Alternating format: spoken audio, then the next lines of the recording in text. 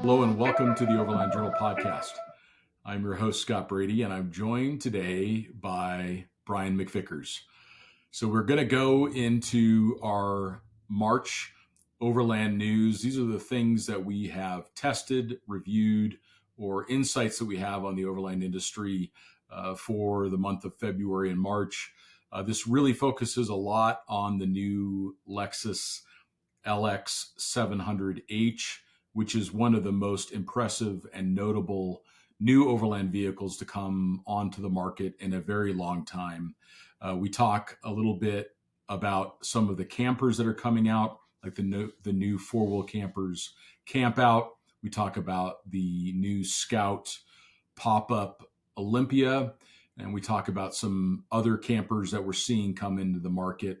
And then we talk in some detail about some new products, some stuff from Sena, some kind of open mic Bluetooth communicators. We talk about the new Slinky Stove, and they've got a pizza oven attachment for that. So we talk about some of the great new products on the market, some of the things that are working great, some of the things that we think could be improved a little bit, and some of the state of the industry, including events. So please enjoy my March Overland News conversation with Brian McVickers. Age-old problems of vehicle-dependent adventure travel is something that you probably don't think about very often.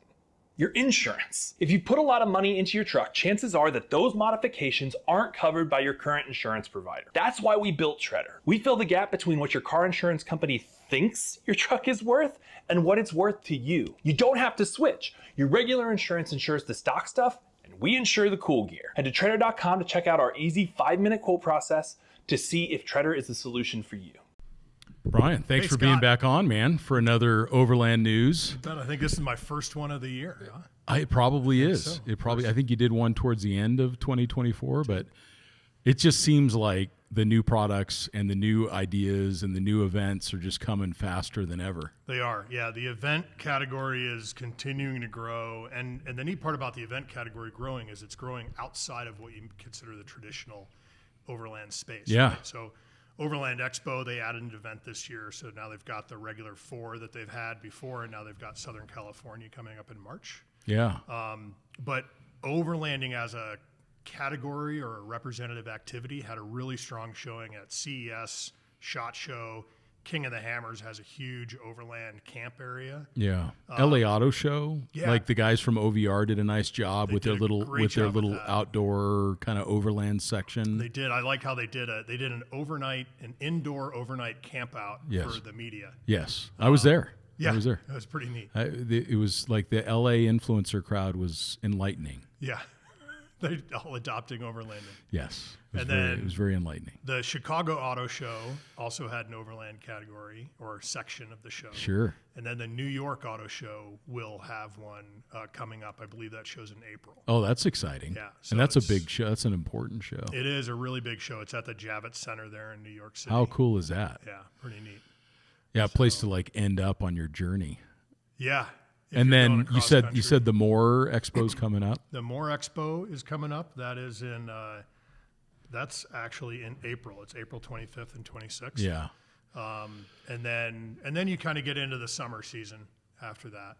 But we've got, I think I tallied them up. But if you consider overland specific, van, RV, I mean, there's well over 100 shows. This year that are incorporating overlanding. There's a big RV show in Denver coming up that has an overland component to it as well. Yeah, I think it's exciting. I think it's just going to improve volume. Anytime you can start to increase some scale in any industry, then prices are going to come down. Mm-hmm. Options are going to increase. I think it's just a good thing for the consumer. I think it challenges companies that have been around for a long time to innovate and to also find ways to remain effective and remain part of the consumer's decision set. But and it's broadening their audience as well. It really is. I've always kind of, when I talk to companies that make refrigerator freezers and awnings, I'm like, get into the tailgating crowd. Get into the soccer leagues, AYSO and the soccer league parents, and so true. That they need cold drinks. Yeah, I mean, you're the mom at the end of the game with the orange slices right out of the out of the Dometic or something, that'd be great. I mean, I use my fridge like leaving sprouts all the time. Yeah. Like it should be it works. a commonplace item. It works for everything. Yeah. So I think the events are great. And yeah, the events are cool. It's also starting to, thankfully, I think it's starting to demystify overlanding for a lot of companies and consumers. We've always seen people have a hard time defining it or understanding what it is, and now it's becoming much more common and much more of a household term. Yeah. So that really helps with the adoption. Yeah, and especially with how the outdoor industry has recognized the benefit of it, I think that's really positive. Yeah. Because outdoor enthusiasts do use four-wheel drives all the time to access the backcountry for skiing, for hiking, for fly fishing, whatever they're doing. A lot of times they access that stuff with four-wheel drives, and they wouldn't mind camping out overnight before they go start the hike, or when they get back from the hike at the end of the day, they have a hot shower or whatever. Overlanding is now supporting more than world travel. It's supporting your everyday kind of activity that outdoor you like to adventure. do. Yeah. And It's interesting to see it all develop, and I just think it's going to be good for the consumer. I think it still benefits the around the world traveler. Now they have more options. They can get things serviced more easily. They can get replacement parts globally more easily. There's more options from the manufacturers of vehicles that are suitable for overlanding. Well, they're starting to make them, straight from the manufacturer. They're incorporating all these modifications that we used to do after the fact. Well, and that's a good segue into talking about the new Lexus LX700 hybrid. Lexus has really they've taken, I think, the lead from Toyota in a lot of ways around the Overland models. And that's because I think Lexus has a little bit more margin to work with. So they can, like on the GX, for example, they can include bigger motors, more premium components, more off-road hardware, because it's just a more expensive vehicle. So there's more opportunity to have that in there. Yeah, they have some more margin to work with.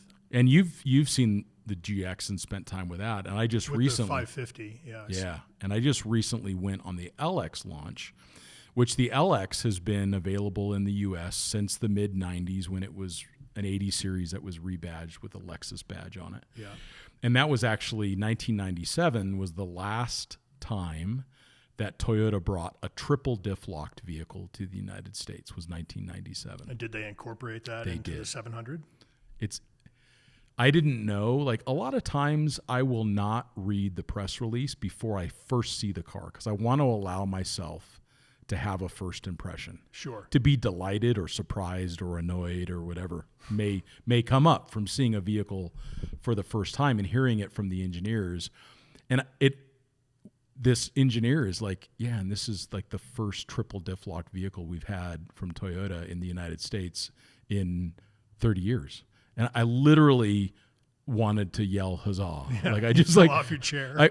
I wasn't even sitting in a chair and I almost fell out of it. Yeah. I mean, it was shocking to me to listen to them go down the list of specifications and capabilities of this vehicle. I mean, it is truly exceptional. Without question, it is a pinnacle overland vehicle.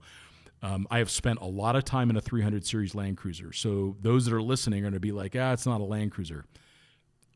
I'd like to discuss that with you in detail, whoever feels that, because the in person, that's not the case. Yeah, you get that a lot from people who haven't seen the vehicle yet. Yeah. Whatever the vehicle might be. I get it. The resistance. The front grille is polarizing. Does it still have that really it has a better angle to it? It does, but it has a better approach angle on the Overtrail. They've addressed a lot of that, but it still has this very aggressive front grille. But you look at it and you realize very quickly that it would be easy to remove the front bumper, install an ARB or whatever you want to put on the front end of it, and then it's going to really look like a 300 series Land Cruiser, because it is a 300 series Land Cruiser. In fact, we know things are Land Cruisers by their designation. So in the case of a current year Toyota Land Cruiser, a big body, proper J series Land Cruiser, it is a J300. Okay. This Lexus LX is a J305. It's made in the same plant in Japan as a Land Cruiser. It has the same chassis. It has the same axles. It has most of the same components, except that this is a Lexus. So because it's a Lexus, it has a more powerful drivetrain, and it has a more luxurious interior. And this is where it does start to differentiate from a Land Cruiser is in two ways. It's that front grille, and it's kind of the styling of the back end of the car is more uniquely Lexus and a little less functional, a little less utilitarian. And then the other thing is that it doesn't have quite the payload that like a bare bones 300 series Land Cruiser would have someplace else in the world. So it has less cargo capacity? It has less payload, yeah. Okay. Yeah. Even though the interior though? It's super comfortable. Okay. And it is a little smaller. Like the rake of the rear window and some other things are unique to the Lexus. Yeah. That makes it look a little more stylish, or in some people's mind, maybe makes it look a little more stylish. And it's a little less boxy than a 300 series would be. But I've spent a lot of time in the 300 series, both in the diesel and the gas variants, in the Middle East, in Africa, and other countries around the world. And I've also spent time now in the LX, in both the LX600 and the LX700, and they're indistinguishable. By any practical measure, they're indistinguishable. And in the case of the 700, it's even better. So this car has automatically adjustable height suspension. You can change the height of the suspension, a total range of 5 inches. Air suspension? It's not. This is why. Really? This is where it gets so good. So the 700... it's one of the few vehicles in the segment that does not use airbags. Okay.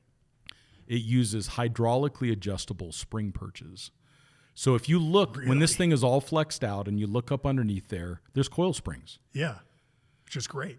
Yeah, it's like belt and suspenders, mechanical, Nice and like simple. There's nothing to leak. But then the perch that the spring sets up against in the chassis has a hydraulic adjustment to it. So when you say go down, the spring perch retreats up into the chassis with a further. 5-inch range. With a 5-inch range. And then if you go into low range, you can go into H2, which is 4 inches higher than its standard ride height. So you can drop an inch or you can go up 4 inches for a total of 5 inches of range. Okay. In high range, you can go into H1. Now, the cool thing about this is if you throw a trailer on the back of it, the height adjustment sensors note that it's being squatted in the rear. Load leveling? In load level. So you can load the thing up. I mean, it is a Land Cruiser. So even though the payload says 1,190 pounds, which there's some issues with that even just from a basic math perspective, but it can do it. But because the perch is moving, it's not going to affect the feeling of the suspension. And that's very observant on your part because that's exactly correct. The problem with airbags, as you remember in your Land Rover, they get really hard. They get really stiff because it has to use air pressure to change spring rate. Right. So they're increasing the spring rate to raise the vehicle up or to load level, whereas this only changes the position of the top perch of the spring. It's a spring spacer. That's right. Yeah. So it doesn't change the spring rate. It does have some effect on things like in the front, like it changes some of the caster and the camber of the vehicle, and you have to make some adjustments for that around alignment. But the nice thing is that you could change out the rear spring to a heavier rated coil for whatever load you're running, and then it'll still work that way. Right. And if the whole system goes to hell and stops working, it's probably just going to stop wherever it's at in the range. Where it was when your airbags explode. You remember? Yeah. Remember when we built like it was like 2x4s and chunks of ironwood and ratchet strapped random wood chunks. We did. To the suspension. And then you drove it all the way back to Phoenix. I did like 250 miles on wood blocks. Yeah, that's right. Exactly. So and again, rear differential lock, center differential lock, front differential lock.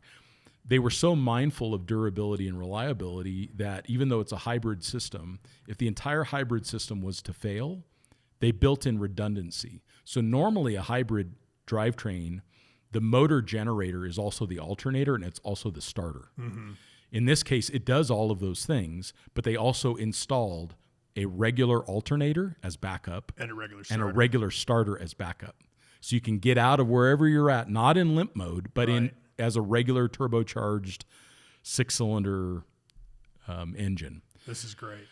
It's truly an incredible vehicle, and the fact that you can get it as a 5-passenger is amazing. The thing that's hard to wrap your head around is the price.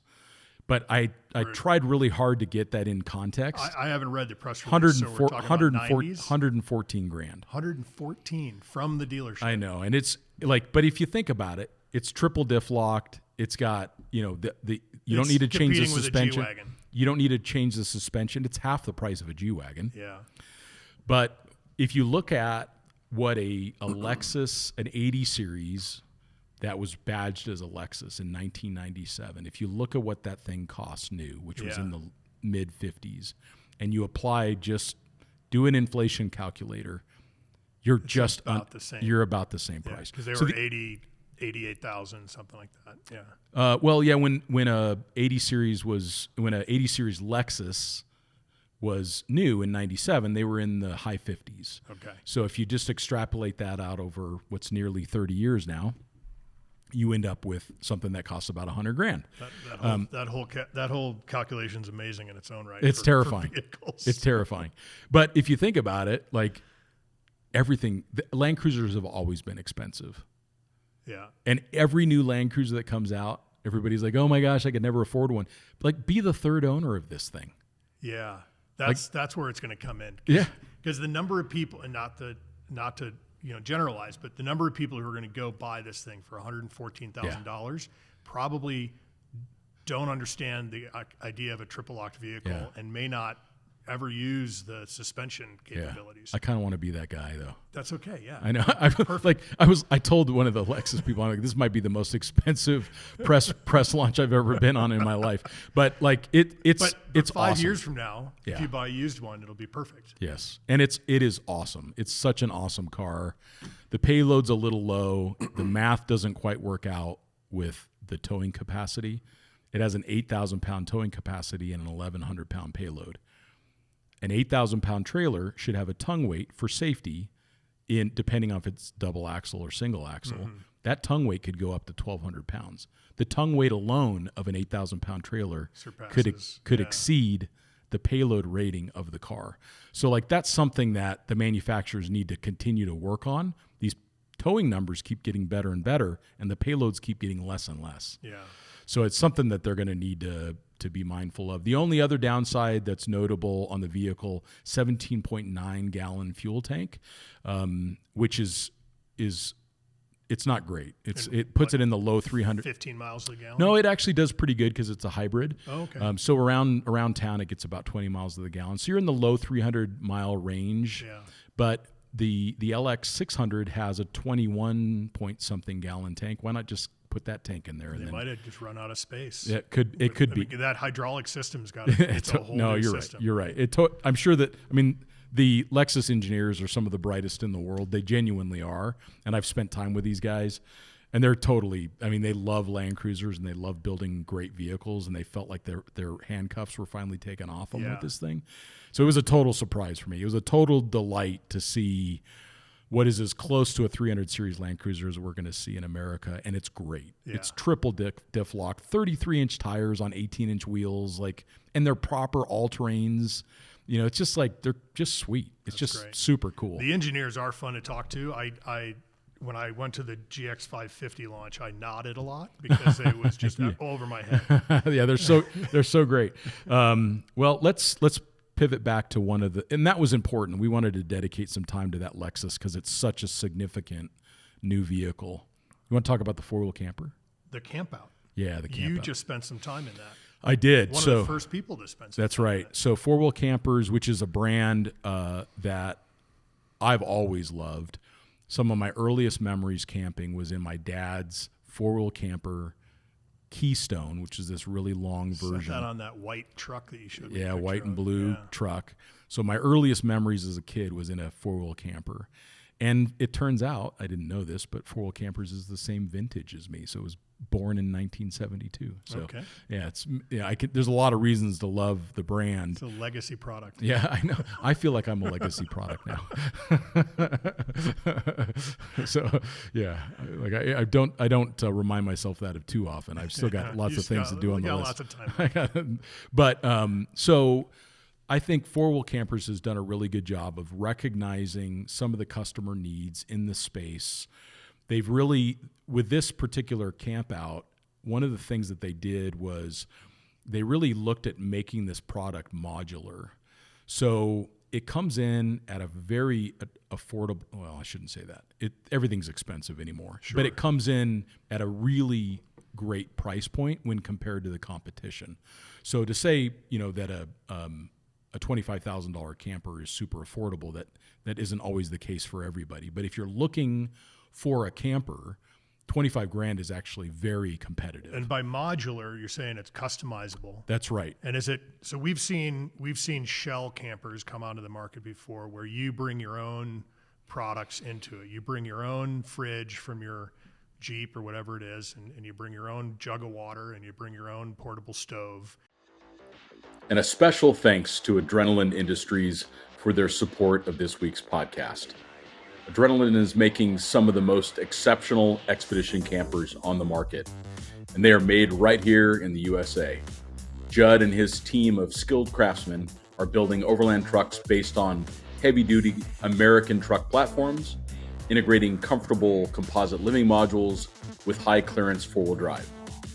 These trucks feature 43-inch tires, robust bumpers, winches, and a conversion to single rear wheels. For their expedition trucks, they are building on extreme-duty industrial four-wheel drives like the BAE with 4- or 6-wheel drive, reserve payload capacity, and third-world serviceability. All of this compatibility comes with one-on-one customer support and in-the-field training. Others take you far. Adrenaline Industries will take you further. Thanks again, Adrenaline Industries, for making this podcast possible. Is that what you're doing with this one, or yes, does they provide modular componentry? Both. Okay. So I think they've done a really clever job. The one that I tested was a 6-foot bed, full-size truck model. Comes in at around like mid 1,400 pound range as it was equipped in the truck that I was driving, which was a Tundra. So it was right at the limits of the Tundra's payload. Okay. But what was cool about it is it comes with 2 modules, which are at the very back of the camper near the door. So on both sides of the door, there's a storage locker. There's also the locker becomes part of the structure for the propane tank locker that's accessible from the outside.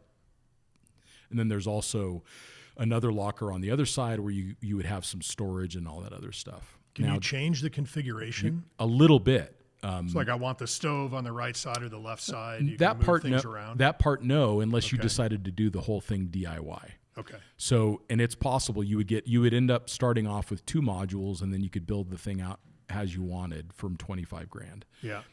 Or you can get multiple seating configurations, like if you wanted to emphasize seating comfort and space, or they have other modules like a fridge module, and they also have another one that's a sink module, and they use the Dometic, those 11-liter cans, which are awesome, and that little Dometic battery power just charges from USB-C. Oh, the little water spout. It's awesome. Yeah. It just works great. And this one had a Truma Combi unit, which is they're great. They heat water. There's an outside shower.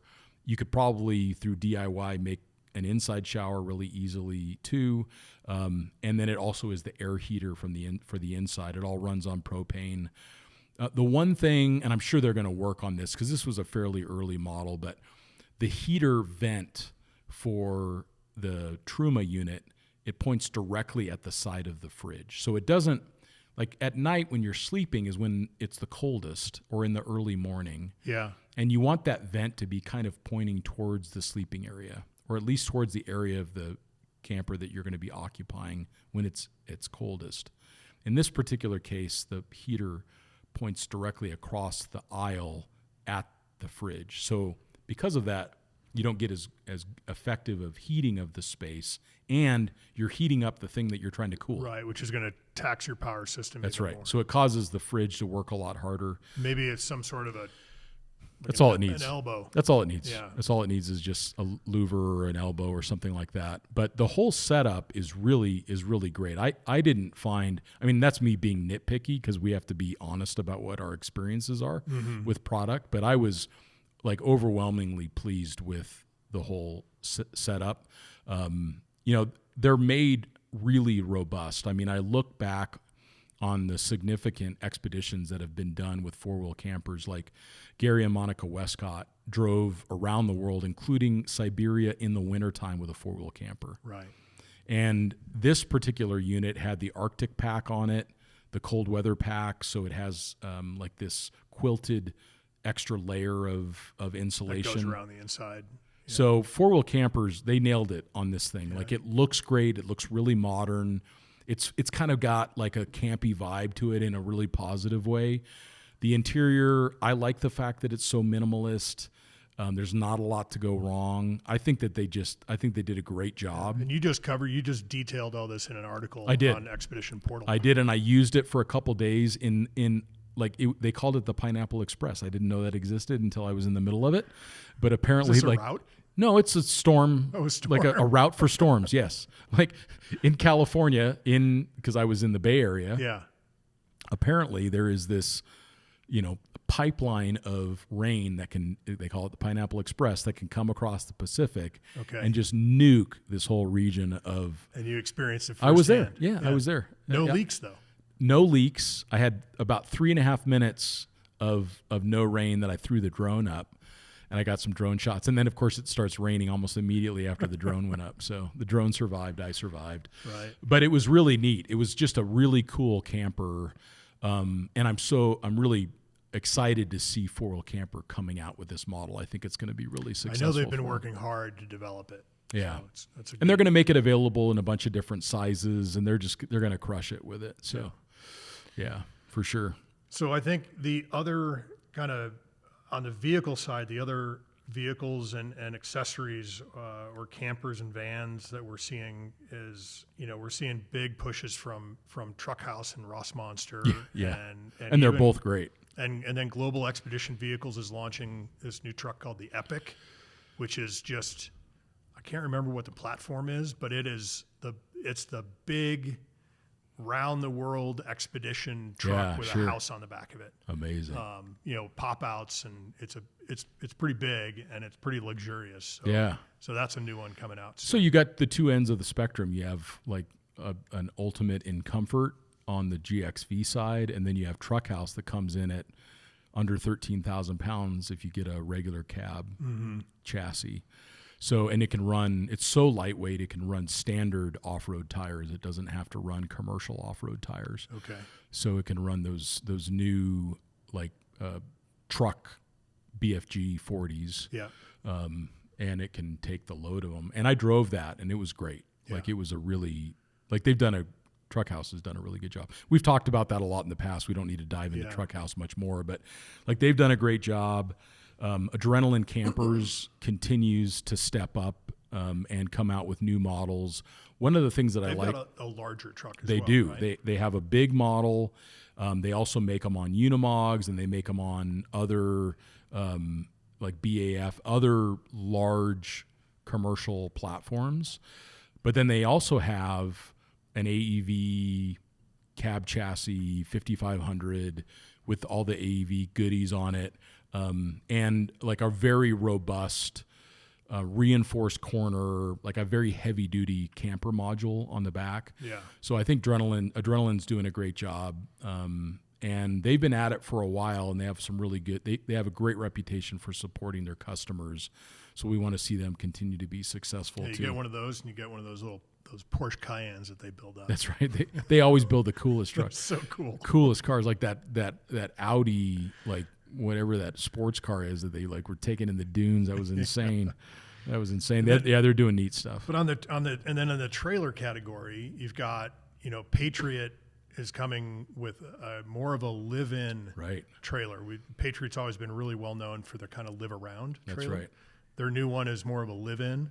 And then Bruder is making a big push again. Yeah, they have representation in the United States. They have EXP7s available, EXP8. We just launched a bunch of reviews on those on our YouTube channel. They have the new EXP10 coming out. These are really heavy duty, very well thought out trailers. And one of the things that I like about Bruder, these guys are really humble in how they approach improvement. So they're always open to new ideas. I gave them a bunch of feedback probably 7 years ago, and they took a lot of it to heart. It's just like in a very genuine way. They wanted their product to be as best as it could be. And they use their products a lot. Oh yeah, these guys, they really do. And they're both, the brothers are really, that's why it's called Bruder, is brother in German. And they're two brothers that run this thing. And these guys drive hard. They're like experienced fast drivers. Yeah, their test videos. And it's it's gnarly. It's not, but like one of the things that they've done recently that I thought was so cool and I've never seen before is they have air to water generators now. So you can be in the middle of the, Gobi Desert and producing water in the trailer. Oh, no. As long as you have enough solar, as long as you're producing enough power. Yeah. So you can produce 10 to 20 liters a day of water. And that's going to vary based on humidity levels. That's the biggest variation. Yeah. So if you're in Namibia on the Skeleton Coast, where it's a very dry region, these are dunes and there's not any vegetation or very little, but there is a lot of moisture, you can actually produce a ton of water out of the air. And these are things that they're pushing into that I think are really cool, really neat. Yeah, it's remote expedition stuff. Yeah, they're doing really bespoke next level trailer production, which we've not seen anywhere else in the market. And then ARB has it's called the Earth Camper. That's right. Which is it's a pod. Yeah. And it's very European styling. And it looks nice and compact, and the whole back drops down and becomes the floor. Yeah, we saw it first. I think they had it at SEMA 2 years ago. Yep. And now they're actually going to start bringing them into the U.S. I think they'll do great with that. It's reasonably lightweight. It'll be good for behind forerunners and Tacomas and smaller vehicles with a little bit lower towing capacity. The whole back wall opens up That's right. into a patio. Yeah, I think it's really neat how they have it all set up. And that'll be a fun launch for this is their 50th anniversary year. Yeah, ARB, I remember when I first got into all this, that was the pinnacle brand. I remember seeing a Wrangler when I was in the Air Force that was all done up with the whole ARB catalog, and I never wanted anything more in my life than that Jeep Wrangler. It had the bumper and the snorkel and the lockers and the tall, skinny tires. I was like, it was what I wanted. And it's one of the great things about that brand is you can get into the brand and stick with it from bumper to bumper. That's right. Right. And literally from bumper to bumper. And a lot of the styling carries over throughout their product line. So it all looks and fits together versus, piling on several different brands into one vehicle. And for a lot of North Americans, the ARB Bull Bar is still the best choice for animal strike protection. They are specifically designed to take an impact from what they would call a big red, which is a large, kangaroo that, they can weigh 200-300 pounds, and it's meant to be able to take a smack from one of those. Yeah. Well, we got some other stuff. Let's talk about Slinky Stove real quick. Slinky Stove. So there's a show and tell time. It is. So, yeah, Slinky Stove is a new fire pit that's come onto the market. I'm going to reach down and get. They have 3 different sizes. What time do you show? I show 4:12. 4:12? Oh, okay. My clock is wrong, so we're good on time. But your thing's at 4:30, right? Yeah, 4:30. Okay, so we'll do the lightning round on show and tell. Sure, perfect. Okay, thank you. So we'll do. My watch is off. So we'll do some show and tell as part of this segment, and so we're going to talk about Slinky Stove, the new fire pit that's come onto the market. It's a collapsible, portable, stowable fire pit. They have 3 different sizes: the 7-inch, the 17-inch, and the 23 or 25-inch. Yep. So the 7-inch is this perfect example size for desktop fires, make s'mores after dinner. So it comes with a little lid. So imagine this in different sizes. It becomes a little table. It becomes a little table with a solid top on it. You take the top off. There's a little cooking griddle. And then in the lowest mode, it's kind of your traditional fire ring. Mm-hmm. And then it has It has a second mode, which would be great for cooking. Yeah. So it's get a bunch of coals on the bottom and then raise it up a little bit, and you put the grate over the top and you can cook.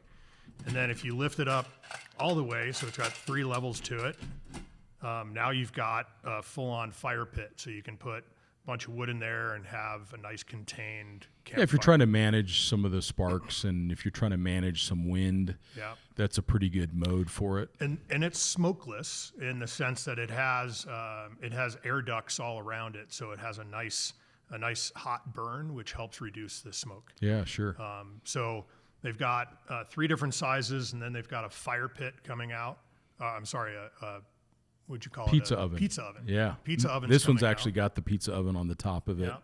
So we've been playing around with these things. I used one in Anza Borrego, and one of the things I liked about it most was how compact it stores. Yeah. So it kind of ratchets down, and it actually slides up under one of the lockers in the Scout camper that I use. So I was impressed with how compact it got. Yeah. I use one quite a bit.